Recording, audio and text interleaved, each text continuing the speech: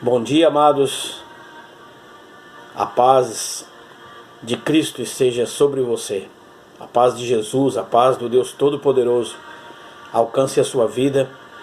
E ao meditares neste vídeo, que sejas tocado pelo poder de Deus e tomado pela nuvem da glória de Deus. Que a Shekinah de Deus,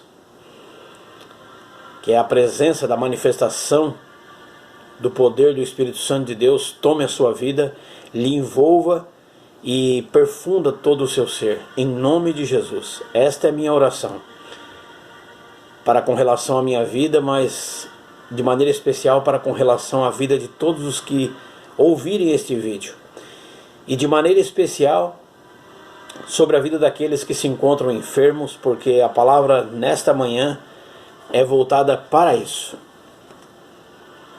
Aliás, muitas pessoas perguntam qual o significado real da palavra ou do verbo do expressar uma fala. E nós vamos discorrer a respeito disso aqui na palavra de Deus. Caso o vídeo pause, eu retomarei. Mas eu gostaria primeiramente de dizer que queria discorrer aqui primeiramente sobre a origem de Jesus, se é que a gente pode definir dessa forma, porque ele é antes de tudo. A palavra de Deus fala que ele não tem começo nem fim. Existem inclusive várias e várias indagações, questionamentos, né? O ser humano se pergunta muito sobre quem é Deus, quem criou Deus, quem criou Jesus, enfim. E existem perguntas que nós não temos, porque a palavra de Deus ela fala aquilo que nós precisamos saber. E a palavra de Deus diz que as coisas reveladas, livro da Antiga Aliança, também conhecida como Antigo Testamento, mas Antiga Aliança, em Deuteronômio capítulo 29, versículo 29, diz que as coisas reveladas são para nós, para os nossos filhos, para os nossos pais, para a nossa descendência, enfim, para nós seres humanos. E as não reveladas, elas são aquilo que fazem parte, né? As não reveladas, elas estão no oculto de Deus. E Deus um dia irá nos revelar. Então, dúvidas que eu e você possamos ter, quem não tem dúvidas, né? As dúvidas, as perguntas que não querem calar, aqueles questionamentos, aquelas dúvidas que muitas vezes tiram o sono da maioria das pessoas sobre, um exemplo, quem sou eu, de onde vim e para onde vou. Uma coisa é fato. Eu e você fomos criados com um propósito de sermos boca de Deus para este mundo, a fim de proclamarmos o evangelho da reconciliação, o evangelho da cura, da libertação, a fim de expressarmos, de darmos continuidade na expressão nua e crua, mas extremamente profunda e poderosa, que é a manifestação da profecia. Profecia é falar, é proferir, é recitar a palavra de Deus. Nós, eu e você, não temos uma voz simplesmente para falarmos, abrirmos as nossas bocas e muitas vezes, lamentavelmente, abrimos a nossa boca e acabamos falando muitas vezes o que não é devido. E muitas vezes a mesma boca, diz a palavra de Deus, ela é muitas vezes usada, e como é muitas vezes usada, para abençoar e ao mesmo tempo amaldiçoar. E a Bíblia Sagrada é clara, diz que da mesma fonte não pode brotar água doce e água salgada. Ou seja, um pé de limão não pode dar laranja. Ou ele dá o limão ou ele não dá nada. Então, nós temos que ter muito cuidado com o que nós falamos, muito cuidado, muito zelo. Sobretudo, cuidarmos para que quando nós abrirmos a nossa boca, possamos expressar a manifestação da glória de Deus, que é falar aquilo que é agradável aos ouvidos de Deus e, por conseguinte, agradável aos ouvidos daqueles que ouvirem. Porque aquilo que é agradável a Deus certamente vai ser agradável aos ouvidos do ser humano, porque o ser humano foi criado à imagem e semelhança de Deus. Se corrompeu, acabou manchando essa essência, sim, por causa do pecado, da desobediência. Mas, retomando um pouquinho ali atrás, quem é Jesus? Quem é Deus? A Bíblia Sagrada diz em Colossenses capítulo 1, versículo 15, 16, 17, 18 e 19, o seguinte, sobre Jesus: Ele é a imagem do Deus invisível, o primogênito de toda a criação, pois nele foram criadas todas as coisas que há nos céus e na terra, as visíveis e as invisíveis, sejam os tronos, sejam soberanias, sejam principados, sejam potestades, tudo foi criado por Ele e para Ele. Ele é antes de todas as coisas, e todas as coisas subsistem por Ele. Ele é a cabeça do corpo, a igreja. O princípio, o primogênito dentre os mortos, para que em tudo tenha a preeminência. Pois foi do agrado do Pai que toda a plenitude nele habitasse. Ele é antes de tudo, de todos. Não há uma separação no sentido de que alguém ali se coloque como superior. Há, na verdade, um relacionamento incrível, indescritível, íntimo ao extremo, a ponto de palavras na língua portuguesa ou em qualquer outra língua que exista neste mundo consiga expressar quão lindo, quão soberano, quão maravilhoso é este relacionamento entre a Trindade, Pai, Filho e Espírito Santo. Aliás, este Jesus, que é a cabeça, ou que deveria ser a cabeça do corpo, infelizmente a maioria de nós, ao longo da nossa vida, somos nós os nossos cabeças.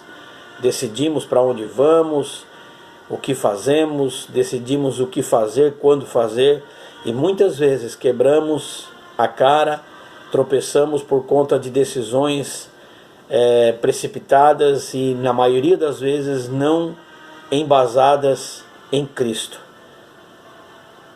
E alguém talvez já tenha se perguntado: o que é a igreja?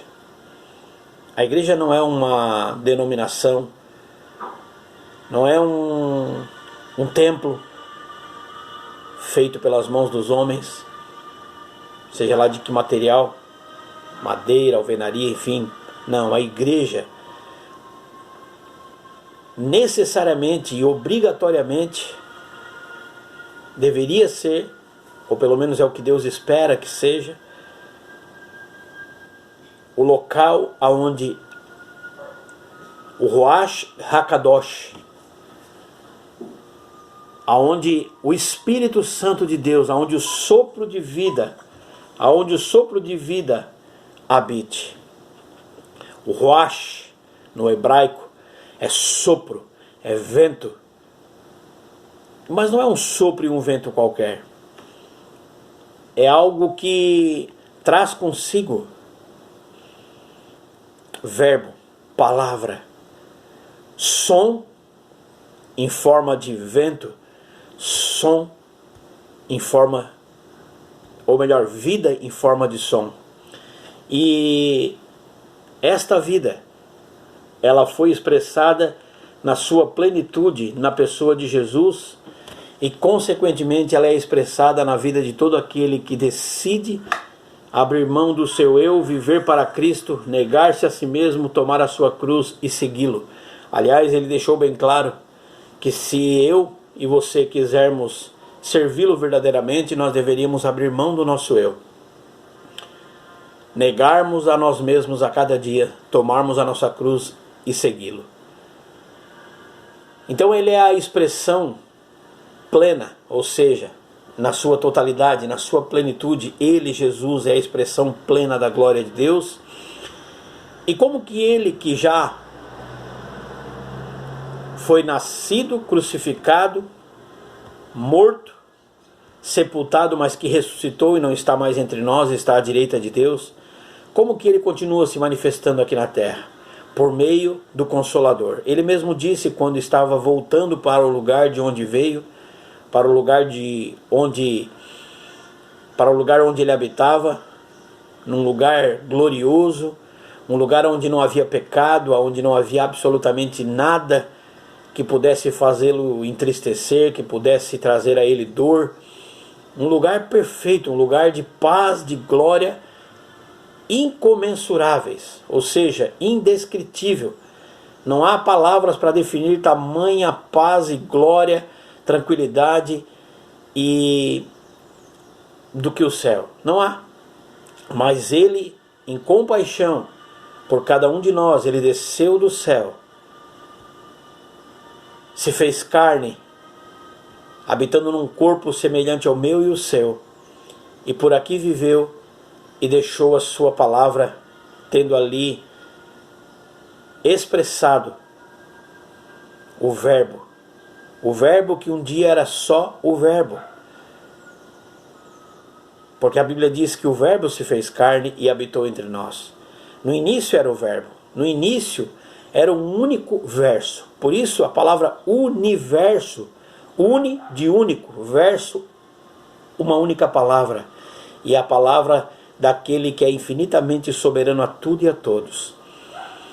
Então um universo, ou único verso, passou a se materializar com a criação em tudo, não só em relação ao homem, sendo ali representado por Adão e Eva, mas Deus manifesta o seu poder. Ele faz com que o verbo, a sua palavra, o verso, o som da sua boca se manifeste, fazendo inclusive separação entre trevas e luz. E é o que nós vamos então darmos continuidade discorrendo aqui na palavra. Logo no início da Bíblia Sagrada, em Gênesis capítulo 1, eu estou aqui gravando de máscara porque estou diagnosticado para Covid, mas graças a Deus com sintomas leves agora, e bem melhor, em nome de Jesus, ficarei cada dia melhor. Mas estou porque minha esposa está em casa também e parto do princípio de que eu tenho que dar exemplo. Então, por isso eu estou gravando de máscara. Minha esposa está no mesmo ambiente aqui. Mas então, voltando aqui na palavra, a Bíblia fala sobre o princípio de tudo.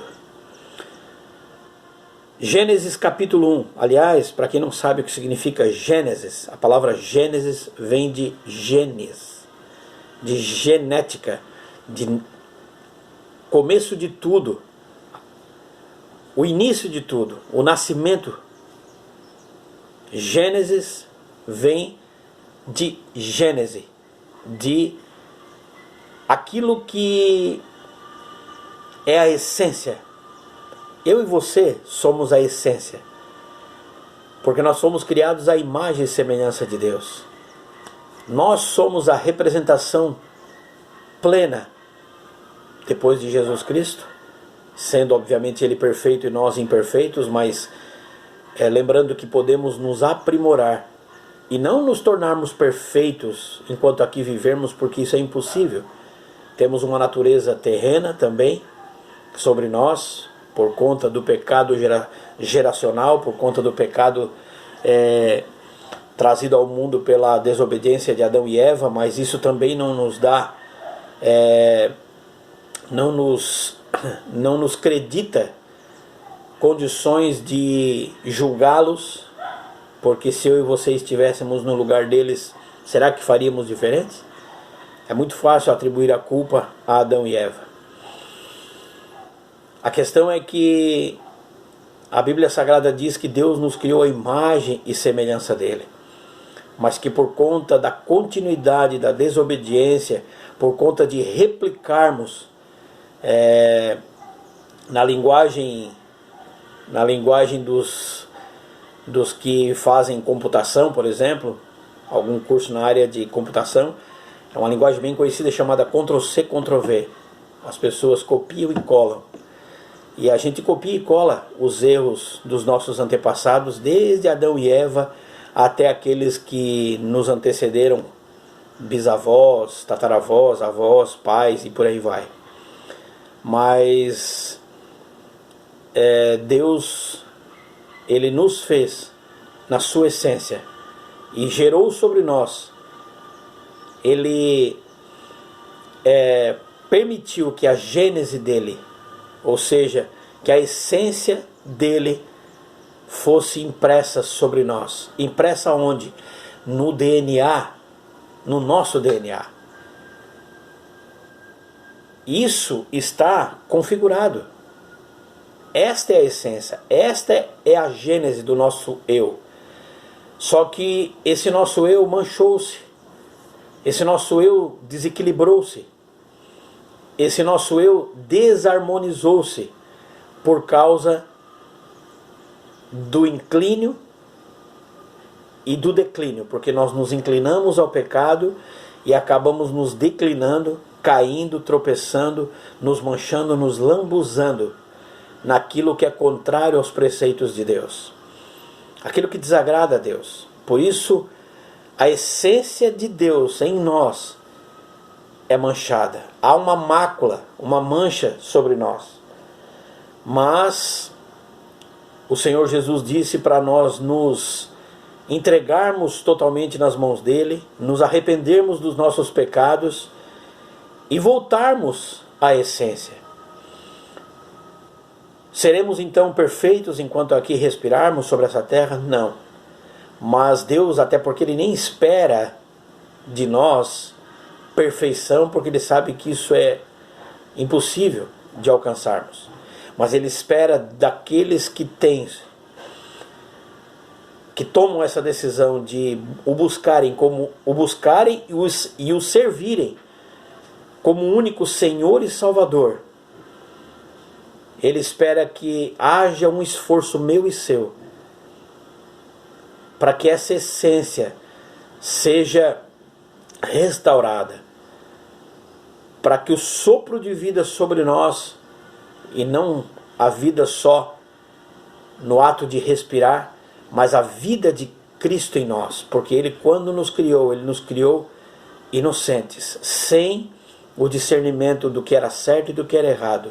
Mas à medida em que fomos crescendo, fomos discernindo uma coisa da outra, o mal do bem, mas muitas vezes decidindo pelo mal e não pelo bem. Então, amados, por que essa palavra tem a ver com os enfermos que eu citei lá atrás? A palavra nesta manhã mais dedicada aqui, direcionada aqui a todos, mas de maneira especial àqueles que se encontram enfermos. Porque o verbo, que um dia era a palavra de Deus lá no Gênesis, lá no início de tudo, quando Deus criou os céus e a terra, este verbo, este verso, um dia ele se fez carne e ela habitou num corpo de um homem. De forma tão maravilhosa, de forma tão esplendorosa, que lá onde nós lemos em Colossenses capítulo 1, lá vai dizer que ele é o início, a razão de tudo, e ele é aquele que é antes de tudo e de todos, e que por ele e por meio dele foram criadas todas as coisas. Inclusive fala ali daquilo que se vê e daquilo que não se vê. Lá fala, por exemplo, que por ele e por meio dele foram criadas as coisas visíveis e as invisíveis. Acontece que até aquilo que é invisível, ou seja, os vírus, as bactérias, enfim, tudo aquilo que é invisível, é na verdade algo que também se corrompeu. Porque no início não era assim. Porque no início Deus fez separação, justamente para que o homem, uma vez criado, a imagem e semelhança de Deus perfeito, tendo recebido a ordem para não pecar, para não tocar e não comer daquilo que era para comer, o homem então desobediente escolheu tocar no que não era para tocar e comer daquilo que não era para comer, ou seja, decidiu desobedecer. Mas Deus quer restaurar isso em mim e em você. E a prova de que Deus fez separação, a prova de que Deus nos separou daquilo que é treva, daquilo que é do mal, a palavra de Deus vai dizer assim, então, em Gênesis capítulo, começo de tudo, Gênesis capítulo 1, do versículo 1 em diante, até o versículo 5 eu vou ler aqui. Até o versículo 4. Diz assim: no princípio criou Deus os céus e a terra. A terra era sem forma e vazia. Havia trevas sobre a face do abismo. E o Espírito de Deus pairava sobre a face das águas. E disse Deus: haja luz. E houve luz. Viu Deus que a luz era boa e fez separação entre luz e trevas. Amados, você é simples, a dinâmica é simples. Você chega num ambiente totalmente escuro e você acende a luz. Aquele breu, aquela escuridão, aquelas trevas, elas são dissipadas e a luz toma conta daquele lugar. Portanto, o Senhor diz aqui que no princípio criou Deus os céus e a terra. Por que Ele criou os céus e a terra? E aqui diz, falando inclusive aqui no plural, os céus e a terra. A terra para que nela fossem gerados toda a fonte de vida, que é também uma forma maravilhosa, linda da expressão da glória de Deus. Aliás, a Bíblia diz que a natureza manifesta a glória de Deus. Os pássaros que cantam, o vento que sopra, a árvore que cresce, enfim, a semente que germina, tudo isso é manifestação da glória de Deus. E aqui diz que Ele criou os céus e a terra. Céus? Vem cá, não existe um céu só? Não, não existe. Existe o firmamento, que é o primeiro céu, esse que o meu olho e o seu olho conseguem. Durante o dia, por exemplo, você olha e vê as nuvens, vê aquele azul, a gente vê como azul, né? E isso que nós vemos é o firmamento, é o que o nosso olho alcança. À noite um pouquinho mais, o sol então se põe, a lua dá ali o seu brilho. Aliás, os astros, todos eles sem exceção, também são uma manifestação da glória de Deus, porque Deus criou os céus e a terra. E aí tem ali esse espaço sideral, onde ali tem os astros, né? As estrelas, aquilo que o nosso olho alcança. Claro que ali vislumbrando apenas, contemplando apenas pontinhos de luz, não conseguimos decifrar exatamente qual é a forma de cada um dos planetas, de cada uma das galáxias, enfim. Mas existe então o firmamento, que é esse que durante o dia a gente vê, esse céu azul com nuvens ou não.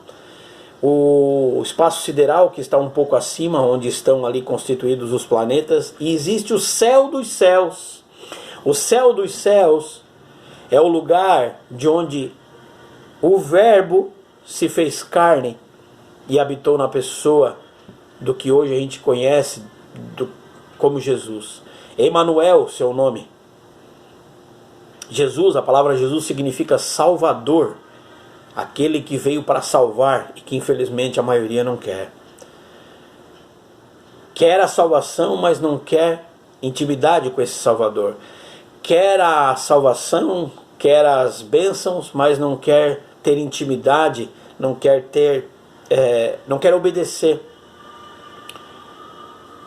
E Jesus, que significa Salvador, ou que pelo menos gostaria de ser, né? E ele anseia que o ser humano se entregue a Ele, que o ser humano o tenha realmente como Salvador, mas Ele não quer que nós o tenhamos apenas como Salvador, porque isso caracteriza interesse. Ele quer que a gente tenha Ele sim como Salvador, mas também e principalmente como Senhor. E tem uma diferença bem grande entre querer ter Jesus como Salvador e querer tê-lo também como Senhor. Aquele que quer ter Jesus como Senhor e Salvador, ele quer sim as bênçãos que Deus tem para dar, sendo a principal a salvação da alma, para que a alma não um dia viva separada eternamente da presença de Deus, que por si só já deve ser um inferno terrível. Porque ainda que muitos não acreditem que exista céu e inferno, não é o que a Bíblia diz. A Bíblia fala que existe um lugar de tormento eterno e um lugar de paz eterna. Você pode até não acreditar, mas é o que a palavra de Deus fala. E Deus obviamente não iria usar animais, não que ele não tivesse poder para isso, se bem que já aconteceu. A Bíblia diz que Deus usou uma mula uma vez para falar com um homem. Balaão, desobediente como era, Deus ali querendo cumprir os planos dele sobre aquelas pessoas, sobre aquela cidade, sobre aquela geração ali.